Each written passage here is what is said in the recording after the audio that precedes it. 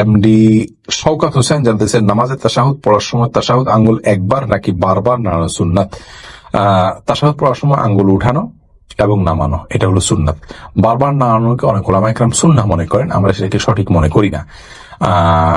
হাদিসে নাড়ানোর কথা বলা আছে, কিন্তু নাড়ানো মানে উঠানো এবং নামানো, এটাই নাড়ানো বলতে আমরা বুঝি। সারাক্ষণ নাড়াতে থাকে, হাদিসে আছে এটা নাড়ানোটা শয়তানের উপরে লোহার আঘাতের মতো। এই নাড়ানো মানে উঠানো এবং নামানো, এটাকে আমরা বুঝি। আর সারাক্ষণ নাড়াতে থাকা এটা আমরা এখানে সঠিক মনে করি না। এই বুঝটাকে হাদিস থেকে যারা এটা বুঝেছেন এটা সঠিক মনে করি না। এর কারণ হলো বেশিরভাগ হাদিসই ইউশিরু এসেছে, অর্থাৎ আপনার তাশাহুদের সময় আঙ্গুল দিয়ে ইশারা করতে হবে। তাছাড়া আঙ্গুলটা কেন উঠাইতে হয়? আমরা মুখে সাক্ষ্য দিচ্ছি, আঙ্গুল উঠিয়ে সেই সাক্ষ্যটাকে মুখের সাক্ষ্যটাকে হাতের সাথে আমরা মেলাচ্ছি, যার কারণে হাত উঠিয়ে সাক্ষ্য দেওয়া মূলত। তো নাড়াইতে থাকলে তার সাক্ষ্য দেওয়া হয় না আসলে বিষয়টা।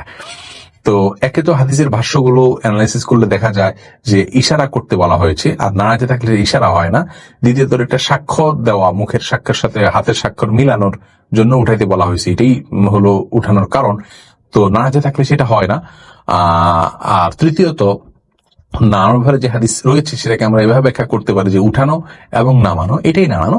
তাহলে সবগুলোকে সামনে রাখলে উঠানো এবং তাশাহুদ শেষ করে এটাকে নামানো, এটাকে আমরা অধিকতর শুদ্ধ মনে করছি। যদিও অনেক উলামায়ে কেরামের মতে যতক্ষণ আপনি বসে থাকবেন হালকা হালকা করে নাড়াতে থাকবেন, এর নাড়ানোটা শয়তানের জন্য আঘাতের মতো হাদিসে রয়েছে, সেটাকে তারা সেই ব্যাখ্যাটাকে নিয়েছেন। অতএব তাদেরটাকে আমি ভুল বলছি না, কিন্তু আমার কাছে যেটা সঠিক মনে হয়েছে আমি সেটাই শুধুমাত্র বলেছি।